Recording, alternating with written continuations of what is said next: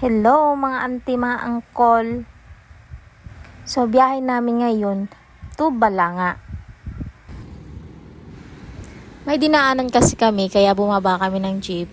At pagkayari nun, sandali lang kami. Nag-abang na naman kami ng jeep guys, papunta ng Balanga. Siguro mga 10 minutes kami nakatayo dyan dahil yung unang jeep na puno. So every 10 minutes kasi bago may dumaan na jeep. So, andyan kami sa parting Urani niyan guys. May sinadya lang kami dyan. Tapos pagkayari namin, nag-abang na kami ng jeep papunta ng Balanga. So, medyo matagal-tagal pa talaga yung dyan. At andito nga kami sa loob ng SM guys. At kumain muna kami dito sa may Max Restaurant.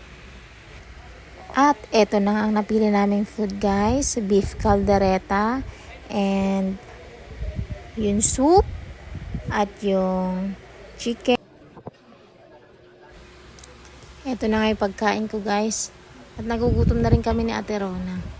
So, kain tayo guys. Hindi na ako nakapag-aya dahil nahiya po ako magsalita. Kasi po may nakatingin po sa akin. Ay, sino yung cute na yun?